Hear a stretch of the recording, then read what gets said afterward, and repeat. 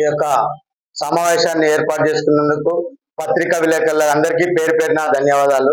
ఈ యొక్క సమావేశం ముఖ్య ఉద్దేశం ఏంటంటే ఈ మాదిగ మహాజనుల వేదిక ఏర్పాటు చేసుకోవడానికి గల కారణం ఏంటంటే గత 30 సంవత్సరాల నుంచి మన పద్మశ్రీ అవార్డు గ్రహీత మాదిగ జాతి ముద్దుబిడ్డ మన మందకృష్ణన్న గారు 30 సంవత్సరాల నుంచి వెళ్ళి పోరాటం చేస్తూ ఈ ఉద్యమాన్ని ముందుకు నడిపిస్తూ ఎన్నో అటుపోట్లను అనుభవిస్తూ ఈరోజు ఏబిసిడి వర్గీకరణ సాధించిన దిశగా ప్రయాణం మొదలుపెట్టిండు. ఏబిసిడి వర్గీకరణ హైకోర్టు న్యాయమూర్తుల ద్వారా ప్రకటించిన తర్వాత కొన్ని గంటలకే కొన్ని రాజకీయ మాలా సోదరులు దీన్ని ఆపాలనే ఉద్దేశంతో వివిధ రకాలుగా ప్రయత్నాలు చేస్తూ ఏబిసిడి వర్గీకరణ అమలు చేయకుండా అడ్డు తగులుతా ఉన్నారు.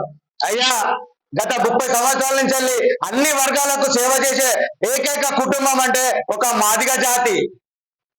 అన్ని రంగాలలో ప్రతి ఒక్క ఇంటికాడ లేచిన గజలు మొదలు పెడితే లాస్ట్ వరకు ఆ ఇంటి ఏ ఇంటికైనా కానీ ఒక మాదిగ సోదరుడే వారికి అన్ని రకాలుగా తోడుగా ఉంటాడు.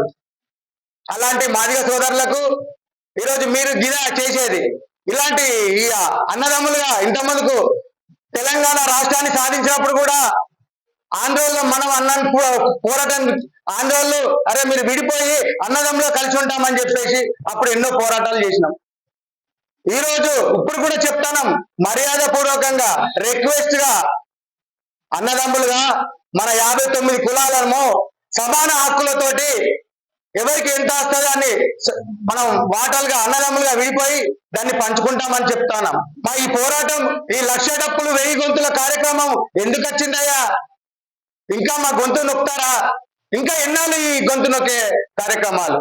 ఈ రోజు మందకృష్ణన్న గారు పద్మశ్రీ అవార్డు గ్రహీతగా పొందినా కూడా ఒక వర్గము దాన్ని జీర్ణించుకోలేకపోతుంది. ఎందుకు ఇంత మీకు వివక్ష ఈ యొక్క జాతి మీద? కేంద్ర ప్రభుత్వం గుర్తించి పద్మశ్రీ అవార్డు ఇస్తే అర్హుడు కాదనంటారా?